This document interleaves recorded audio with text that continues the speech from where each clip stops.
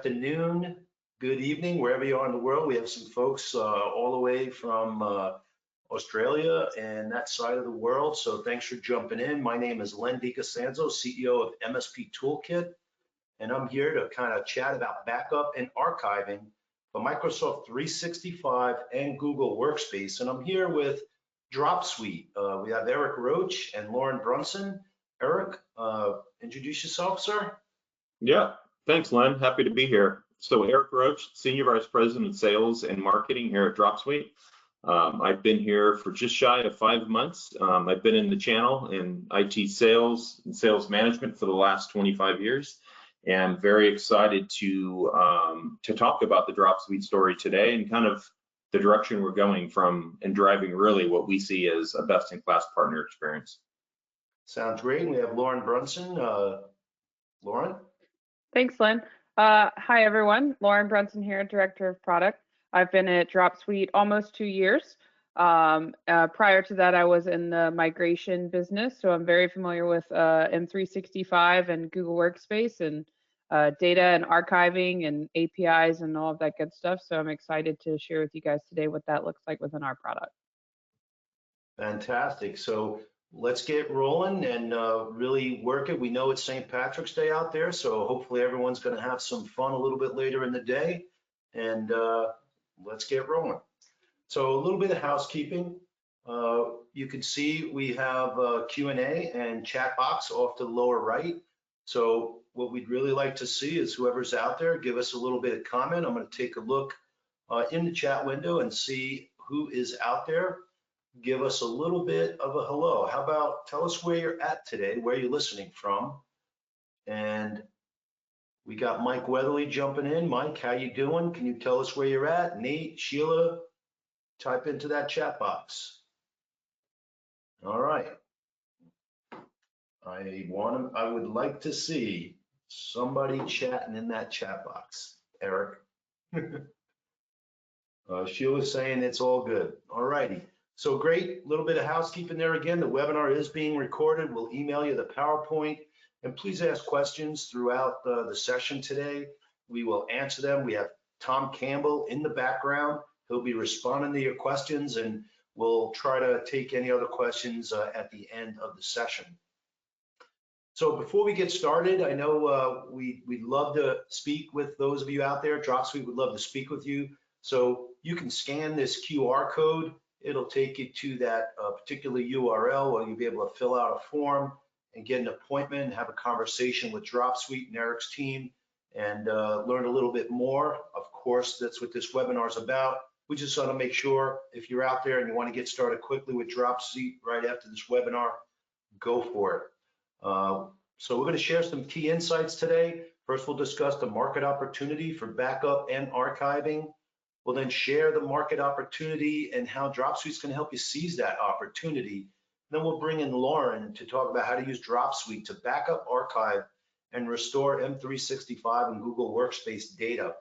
And then we'll end with Eric talking about how to partner quickly with Dropsuite, how to get started quickly. And I'll leave you with some brief next steps as we get rolling. So first off, we've got a market opportunity here that is continuing to grow. But what we want to do is take a quick poll and actually, you know what? Let's just keep going here. The market opportunity for Microsoft 365 and Google Workspace is growing rapidly. And we can see that on some of the stats here. 6 million businesses are now using Google Workspace, over 3 billion users on the platform. And as we all know, the pandemic really impacted usage of the cloud. And you can see a 40% increase in usage due to the pandemic around Google Workspace.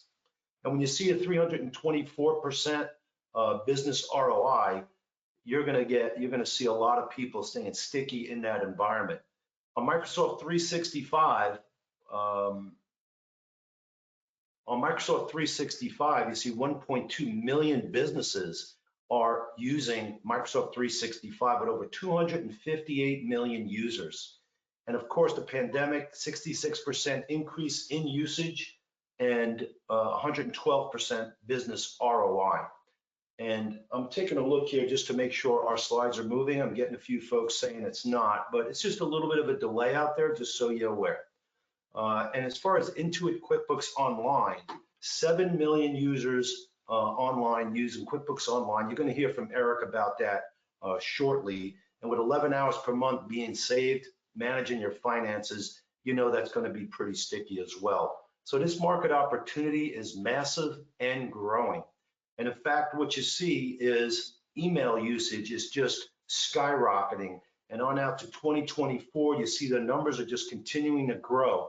And with that comes cyber attacks. And email attacks are coming in a variety of flavors these days, and with new ones happening all the time.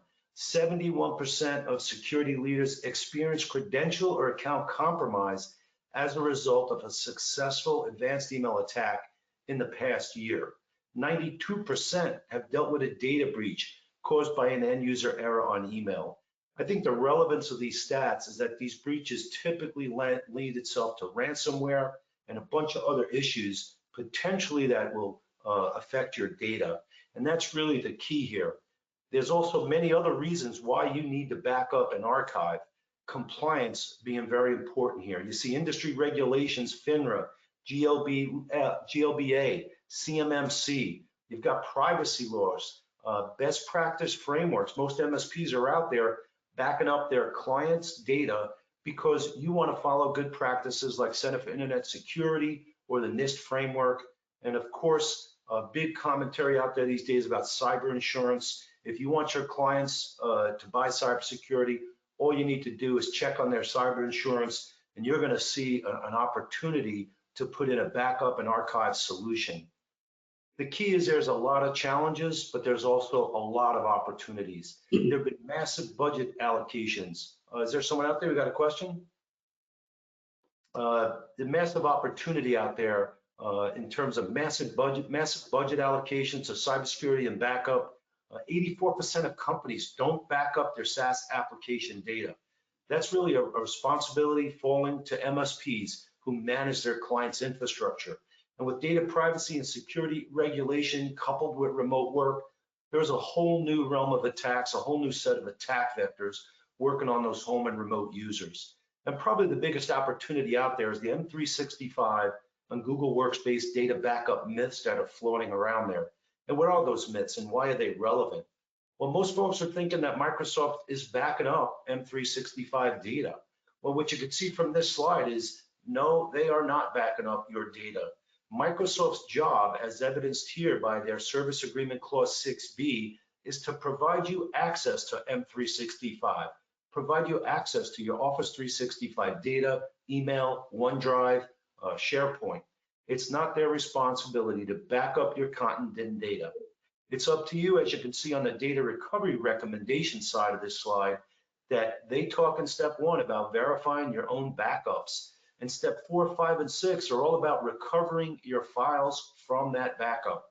So again, it's a myth that Microsoft backs up your data. It's really up to you as the MSP to back up not only your data from your Office 365, but also your client's data and provide that opportunity to recover.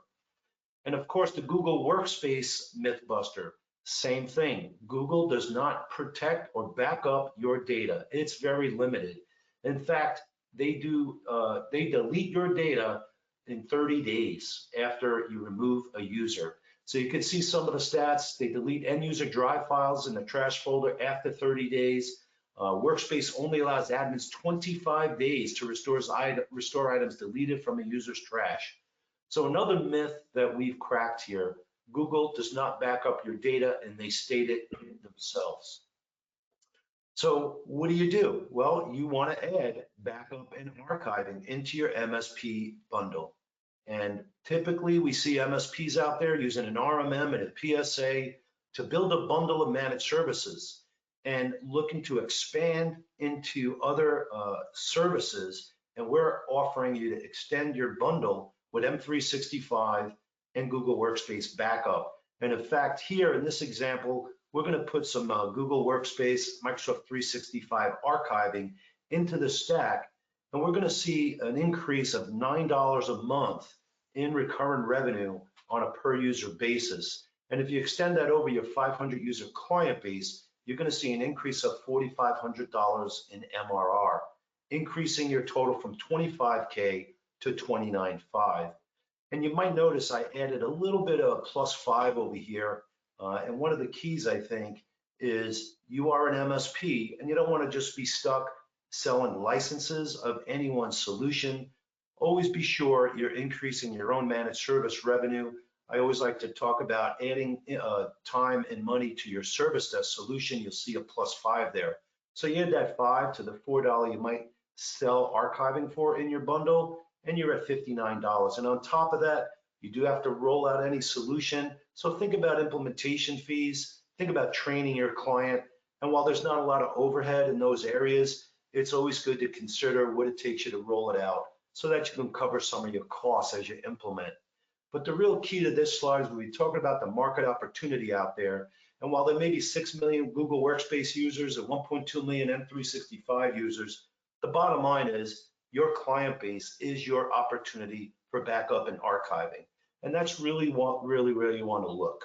Whether you're using a solution already and you're looking for an alternative, every time you add a vendor solution into your stack, take a look at your client base. And with that, I'm going to bring Eric Roach back in. And Eric, before we kind of proceed, I want to grab a little poll question out there and see what folks think about their own market opportunity. What we're asking here is, what is your market opportunity for email backup and archiving? Are you managing 500 users, 500 to 1,500 users, 1,500 or 5,000, or more than 5,000 users? And be interesting to kind of see what you feel your market opportunity is out there. And we'll take a second to grab a couple of votes out there. Hopefully folks will kind of come back in here. And Eric, your video on out there? It is. Very good. I'm trying to see it and I can't, which is interesting. Let me try it again. Yeah, I think it's good. I see it now. Fantastic. There you go. So great. We bring in Eric Roach, SVP Sales and Marketing at Dropsuite. Hey, Eric, welcome back. We're super excited to be here, Len. Thank you. Yes, and appreciate you coming back for this conversation. So, Eric, before we get into how Dropsuite helps partners seize the market opportunity, can you share a little bit about Dropsuite?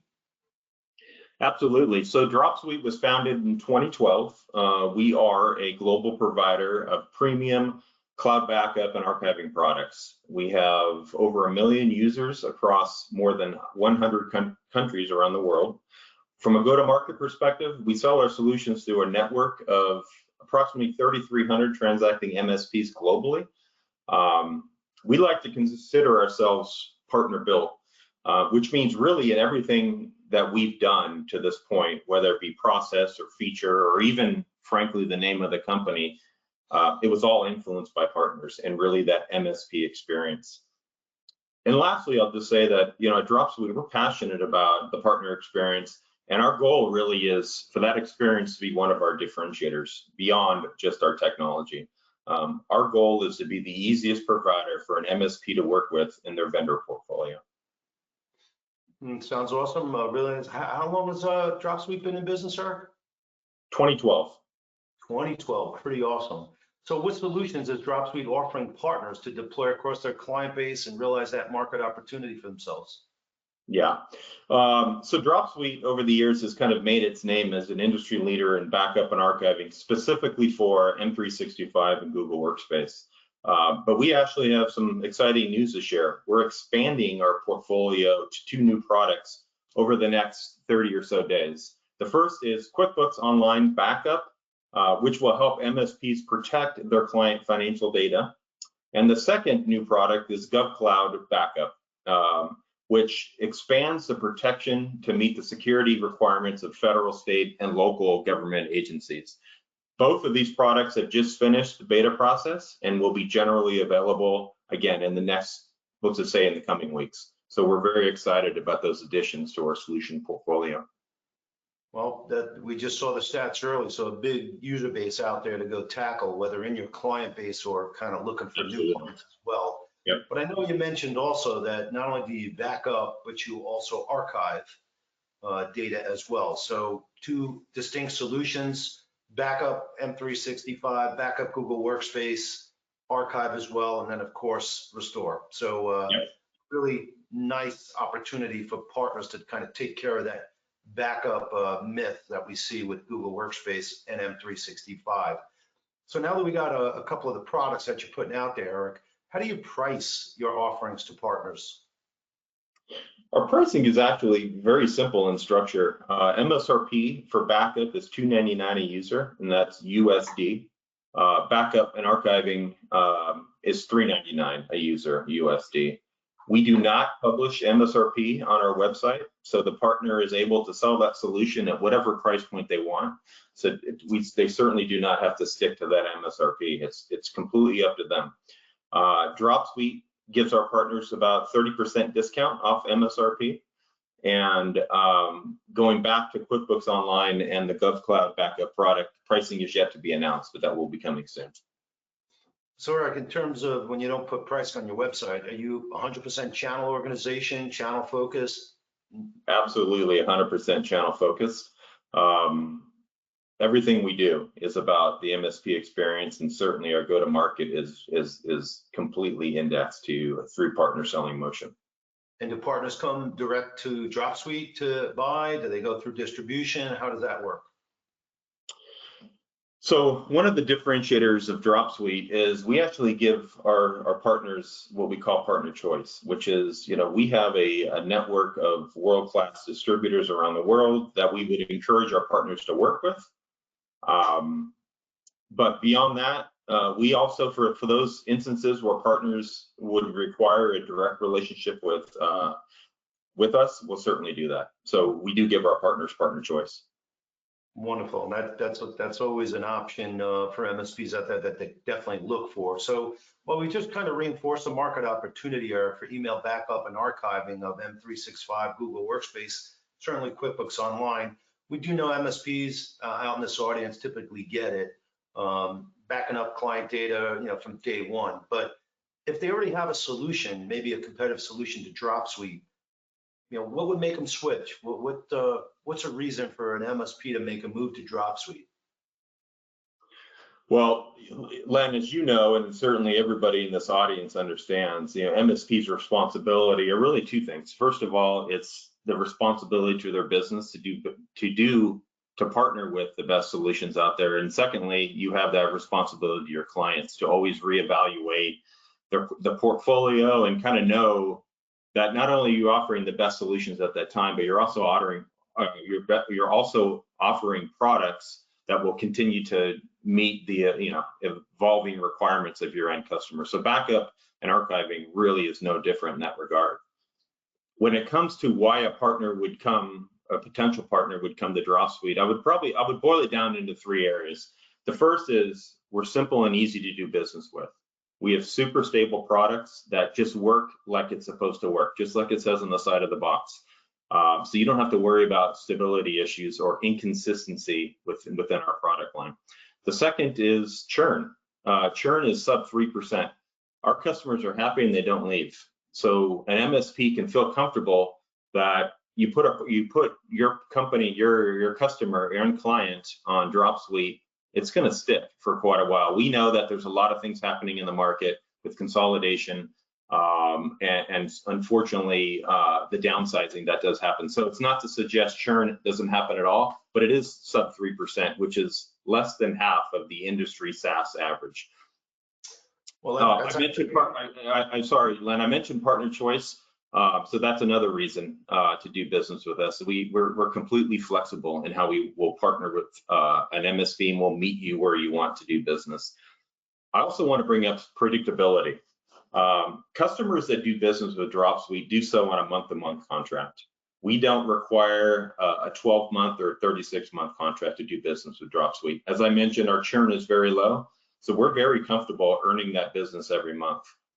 If a customer or an MSP is not happy with their service, they can cancel anytime without penalty. Another key differentiator when it comes to predictability is billing. With many of our competitors, monthly billing will vary based on the dynamics around size of data and storage use. With Dropsuite, It's one standard monthly price, and there is zero fluctuation. So think about how much time an MSP could potentially spend at the end of the month reconciling billing. With Dropsuite, the price is the price. We don't differentiate from one month to the next.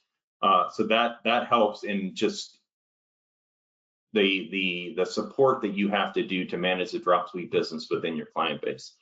And lastly, I'll just point out, when a customer needs to retrieve data, Dropsuite will not charge your end client anything to retrieve that data. It's their data, they have access to it, and we'll make sure that they can access that data free of charge. That is another differentiator. Well, that's really good stuff there, Eric. I didn't even realize a vendor may charge to do a restore. So if that's what's happening out there, clearly I'd be looking at Dropsuite myself. And I think also the 3% churn is great too, because an MSP, if they're wrapping their services around Dropsuite, that product has to stick. So it continues to drive additional revenue to that MSP as they wrap around it. So churn around your product certainly reduces churn on the MSP, and that's a really fantastic stat. Right. I think, and actually, the fact that you're not a consumption model, I know, certainly back in my day, we had a backup product that, ultimately we tried to charge for data. It just didn't work. So I think that's really important, that it's not a consumption-based model and a flat fee, and really makes it sticky for a partner and predictable. Love it. So how about, we talked about switching. Obviously, a partner doesn't have anything, easy to pick up Dropsuite. They have another product out there, easy to switch to Dropsuite. What about some comments, quotes, or experiences shared by, maybe you could share something that a partner has done to generate revenue and work with Dropsuite and drive some interest out there? Yeah. So one area, obviously we get a lot of feedback from partners, and again, because we consider ourselves partner built, we incorporate that feedback, and it's very influential on not just our processes and our products today, but certainly on our future roadmap. One of the validation points that I want to call out is a company called Software Reviews. They do their own Magic Quadrant. They're an independent third-party collector of user and partner reviews, specifically to SaaS software. Software Reviews has named us, Dropsuite, the best email and archiving solution 3 years in a row. What's really cool is those reviews come from our customers and our partners. They literally go out and survey the specific providers, customers, and partners. So that's probably the best feedback you can get at an aggregate level in all. So, again, number one, 3 years in a running, that's the validation that is very important to us. For any partner out there looking for more validation, I would be happy to send out any case studies that we have with our partners specific to their experience with Dropsuite. And then also, I just brought a slide up here, Eric. I know we didn't want to bring slides up, but I put something together here about monetizing your M365 customer base. We talked about MSPs really looking to target their customer base with an offering like Dropsuite. What about Choose Networks? This looks like a pretty fantastic story here. Yeah, we love Choose Networks. So Choose Networks came to Dropsuite. They did not offer at the time a backup or archiving vendor. They did when we sat down, we did a consultation in terms of kind of building a go-to-market plan. And they agreed to do an opt-in program with their customers, where they basically went to their customers. I wouldn't say they forced their customers, but they greatly suggested to their customers that they had dropped the Dropsuite backup solution, and they actually had them sign a waiver if they did not want to participate as an opt-out, because from Choose's perspective, if the customer becomes a victim of ransomware event or otherwise loses data, they can't hold Choose responsible. So what's really cool about this, out of the 88 customers that Choose was working with at the time, 86 of them decided to opt in on Dropsuite. That's a pretty high conversion, and it just shows the importance of driving the right message and the right go-to-market at the right time. Obviously, this is all backup and archiving, certainly something that's very top of mind for end customers. So overnight, Choose added about $32,000 in ARR, which is pretty good ROI coming out of a campaign that was literally one email. So we're proud of that. We're very proud of the Choose Networks partnership. You know, it's interesting too, Eric. We worked together, at a company where we built a cloud optimizer for M365, and all we heard from partners was about monetizing Office 365 beyond the license, and no one really got it pre-pandemic. And here you're looking at, backing up an M365 environment of 3,000 seats and just driving 32K of ARR. I mean, talk about monetizing M365 beyond the license, right? Yeah, the monetization effort or opportunity is huge. Whether it's a partner who is doing business with another provider and is potentially looking at Dropsuite, or somebody who's brand new to this, to backup and archiving, and really needs help in educating themselves and then their customers, Dropsuite will certainly be there every step of the way. There's still such a huge market opportunity when it comes to backup and archiving. Forget about archiving and the compliance regulations for a second. Just think about the backup environment. You put all the backup vendors together, and we're barely saturated. There's so much opportunity out there, not just in M365, but in Google as well. Awesome. Well, that's good, Eric. I think you've kind of given quite a bit of info on the business side of how Dropsuite works with partners, and we're going to bring in Lauren to kind of show how easy it is to use Dropsuite to deploy backup and archiving in a client base. So I'm just going to head on over here and give Lauren the presentation. Lauren, let me know when you got it. Awesome. I'm accepting. Lauren's through a nice little process here of how to get started with Dropsuite and get going really quickly. So Lauren, you've got the floor. See your screen, everything looks great. All right, thanks, Len. Okay, so today we're going to cover just top level, getting started with Dropsuite. What does that look like? Partner setup, plan creation in our partner portal. What does it look like to set up organizations and add users to backup within our end user portal? A quick dashboard overview, status page, and then the compliance features that set us apart. And then lastly, we'll cover product features that are supported through Google Workspace and M365. So first, let's cover getting started. We do have the ability to create plans. Essentially, a plan is what you're selling for the product. So within our partner portal, you would come in, when you sign up to be a partner, you would create a plan, whether that be backup or archiver SKU.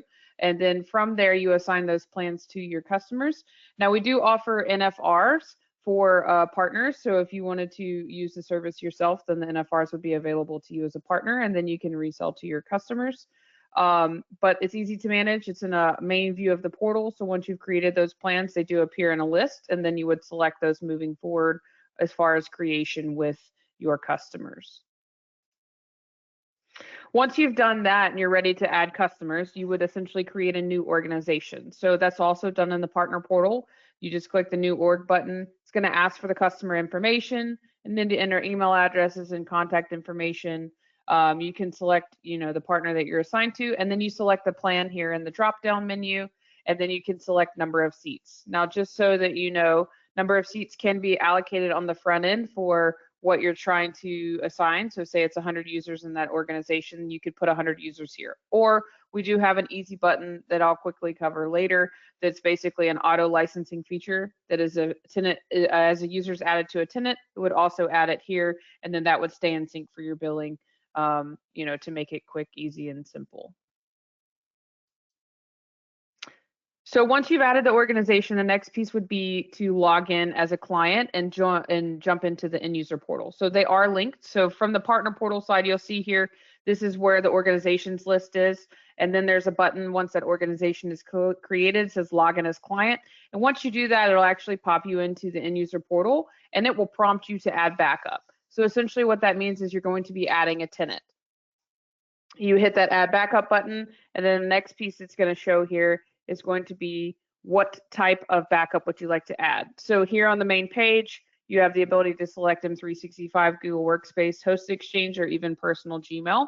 And then from here, when you click on those, it'll essentially guide you through it, prompting you for what needs to be set for permissions, the user creation. Obviously, that differs depending on what source type you're using. So it's different from M365 and it's different for Google Workspace depending on the APIs. But we do have a guidance in the portals along with documentation. And then once you do add those users, then you have the ability to select users to add to backup. So you'll see here on this list, what it does is it does an auto call and it brings it back and it says, okay, these are the users you have the ability to add.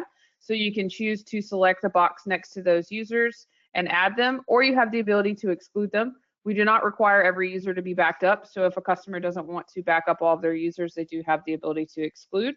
And then we do have some automated features. Like I mentioned earlier, we have an auto discover piece that gives you the ability to use like an easy button for auto licensing. But we also have AD sync if you're within M365. So you do have the ability to sync AD. It does pull user properties, all of the things that are associated with users within that, and then it matches that within anytime a new user is added or anything like that. Let's jump to our next page here. Dashboard overview. So you've got your users added. You can see here at the top, it says 16 out of 19 seats. And then from the main dashboard account list page, it gives you a breakdown of every type of data that's backed up within that current tenant. So you can see here that this is an M365 tenant. It's got the .on Microsoft domain added to Alex and Adele. And then you can see each tab. We have email, OneDrive, contacts, calendars, tasks, private chat, SharePoint, and groups and teams, which are stored together. So you can have the ability to look and view on the main dashboard page, whether you're looking for email or a specific type of data. And you can use the search functionality at the top right there. So search account, but you also have all of these main view tasks on the top level. So if you wanted to view the user's mailbox, you actually could click this view button and it would open up into a view section. You could restore a full mailbox here on the top level rather than a specific email or a folder that you might be looking for. And you do have the ability to download data. So earlier when Eric was talking about how we don't hold data hostage, you have the ability to download data from anywhere in this portal depending on all types of data. So it doesn't matter what tab you're clicking on, you can click download and it's going to give you the option to download that in EML or PST format for email or CSV format, depending on what type of data it is that you're downloading. Let's jump to our next page here. So we do have different options for email restore. So if you select a user or you select a specific item that you want to restore, you will get a pop-up that looks like this, and then it gives you the ability to select date range. So if you're looking for a custom range, say somebody accidentally deleted a whole month of data within their email box or a specific folder, you can select that. And then we give you the ability to choose where you would like that to appear once you restore it. So you can restore to a default folder. You can restore to another folder, which would be an existing folder that's already in the user's mailbox, or you can create a new folder. And if you check that, it gives you the ability to populate whatever you would like the name of that folder to be, and then start the restore. And we just have a call out there at the bottom that actually covers, essentially, hey, if this isn't really deleted on the source when we're populating that back in, you do have the ability for the possibility of it, creating duplicates if they didn't actually clean that up. So just a call out there. Because we don't scan the source as far as upon restores. Let's talk about data restore options. So similar to email restore options, but obviously it's a different API and we have different capabilities. So for data restores, you do have the ability to select date range. You'll notice that there's also another line item here, which is the time. This is actually the version of what's backed up. Since we back up SharePoint, groups and teams, OneDrive multiple times a day, every time we back it up, it creates a version which is stamped with this time. So you would actually be able to select which version you would like to restore within a date that you're selecting for an item that you might be. So this example here is actually restoring a full SharePoint site named benefits. So you do have the ability to select from the drop-down menu where you would like it to go. And then restore method, you can keep the folder structure default and restore it with the permissions back to the source, or you can restore to a new folder with those permissions and check that box below it. And then once that happens, you would start the restore. And then we always put call outs down here at the bottom to let you know that we would overwrite data there or replace with the last known permissions that we have backed up. This is an important page. This is our system status page. This is where you can actually monitor everything within the tenant as far as what we're touching with backups, restores, downloads, and any data that might have been migrated. So essentially what happens here is you can see on this page, I have the restores highlighted. I've chosen to restore something. I can track that. So I have the email tab highlighted here. So this is all of the restores that were performed. We do give you an elapsed time of how long that was running and the date it was initiated. And then if it is actually running in that progress, you would actually see a progress bar here that would give you a percentage of 0 to 100%. So you would know where that was. And then upon every completion, we update the status. And then any informational icon you see here gives you more details. You can actually break down how large was the restore, how long it took, what that process looked like. It gives you a whole breakdown of when it was started at. So it's basically a timestamp or an audit log feature of what that looks like. And we do that across the board for backups, downloads, and restores.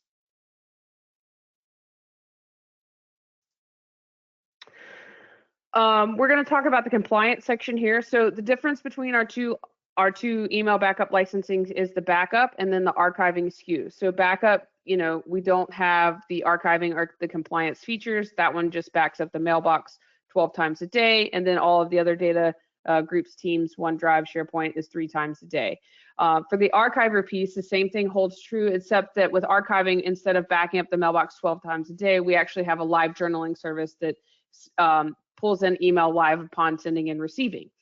With that license comes this compliance overview, which gives you the ability for any of your customers that might have compliance needs, such as retention policies, item tagging, audit logging, e-discovery, legal hold, all of that good stuff. So within our e-discovery, we have 19 data points that you can search from. You can save those searches, mark things for review. You can add tagging. We have a full audit log feature between user activity and systems that have been system activity that has occurred. And you even have the ability to put not only email data on legal hold, but you also have the ability to put SharePoint data on legal hold. So all of those things come into play, especially if you have a customer who has like a data protection officer or a compliance officer. That's their job. We have roles that you can assign within the portal. It only gives them access to this one compliance section, so they can't see anything else. And then they have the ability to come in here, review what they need to, save it, and then move on without affecting any of the other restores or anything like that. Lastly, this is just a breakdown of the supported features that we have between Microsoft M365 backup and Google Workspace. Oh, someone have a question? Okay. So within M365, we try to keep a full parity. So we have the ability to back up across the board with email, SharePoint, OneDrive, Calendar, Tasks, Groups, and Teams. With anything that Microsoft is releasing, we do have the ability to back up private chats as well, private and group chats within Teams. So that's a new feature as of last year. And then within Google Workspace, we have some updates that we're actually targeting for this quarter, but we do support email, shared drive, calendars, contacts, tasks, the chats. We don't currently support Google Vault, but there are workarounds for that. So that's a full comparison. But obviously, if you guys have questions, then we'll be happy to answer those or go into a demo. Len, I think that's it for me. So I'm gonna pass the puck back to you. Very good, Lauren. That was really nice. Let me just show my screen here. Fantastic. A really nice walkthrough of the process, how a partner might get started with Dropsuite and the flow. I mean, it flowed perfectly. So appreciate what you did there. Lauren's email's right there. If you have any technical questions, I'm sure she'll be happy to answer it for you. What we're going to do now is we're going to bring Eric Roach back in and kind of close out the webinar and give us an opportunity again to talk on the business side, how to get started with Dropsuite. So Eric, you're in. Perfect. All right. So getting started with Dropsuite is very easy. Len, if you want to just kind of advance the slide. First of all, we do have a partner program that supports our partners every step of the way. So whether it be resource alignment to help you size, sell, we can certainly do that. We offer free internal use rights product as well as Lauren had mentioned NFR.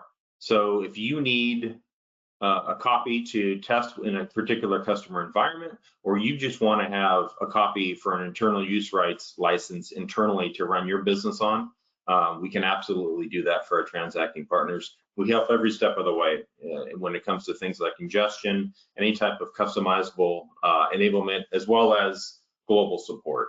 So one thing that you can know in partnering with Dropsuite is that you are going to be supported every step of the way, whether it be resource, process, or technology. All right, next slide.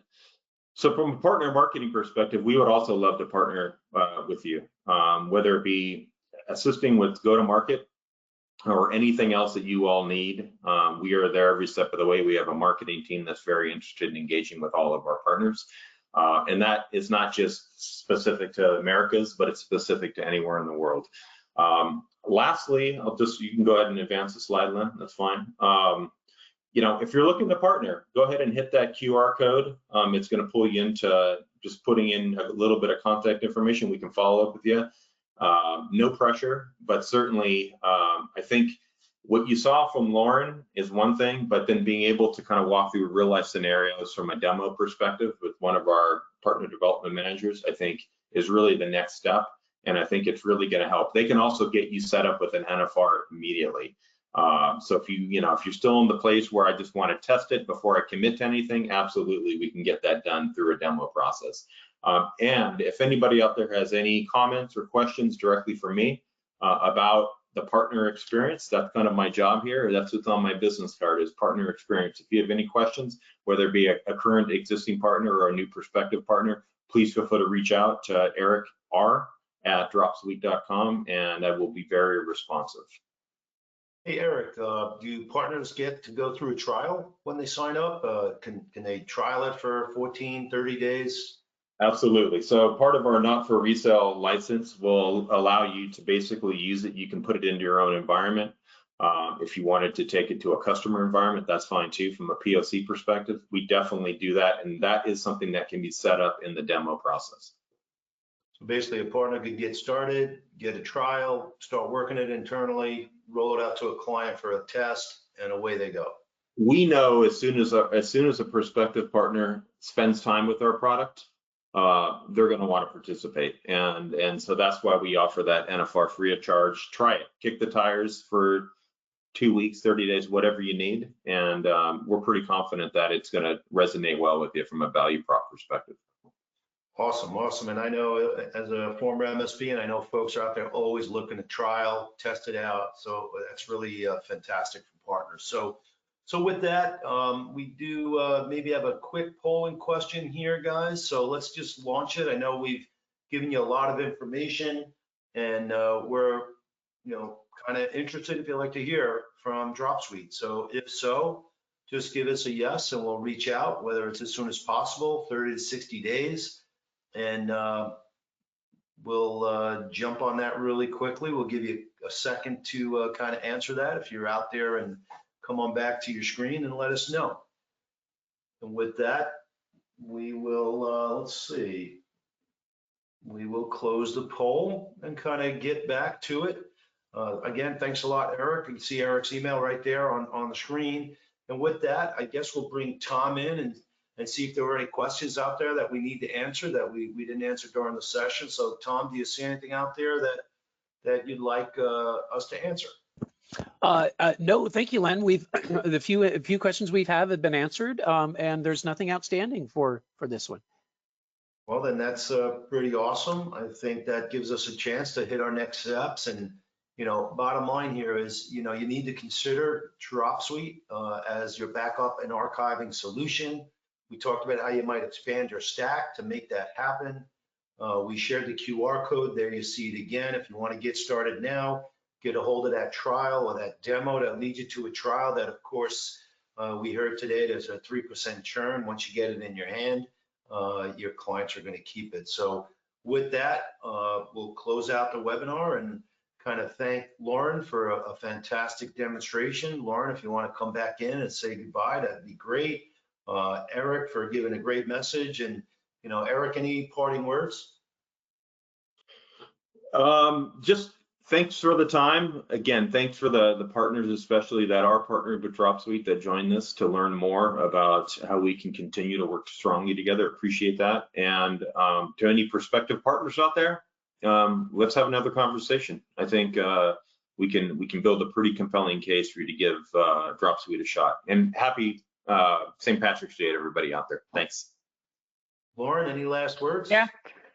Just to kind of reiterate what Eric did, if you guys have any questions, our email addresses are right there. So if you want a demo or you have some deep dive technical questions that might, not be for Eric, then feel free to send those my way, and I'm happy to address those and, address any concerns or anything like that that you guys might have. Great, certainly sounds like you know the product like the back of your hand, Lauren, and I'm sure folks will reach out. So again, Len DiCostanzo, appreciate you taking the time. Actually, I'd love to congratulate you for taking the time out of your busy day to jump in and join us, and have a great day. Thank you. Bye-bye. Thank you. Bye.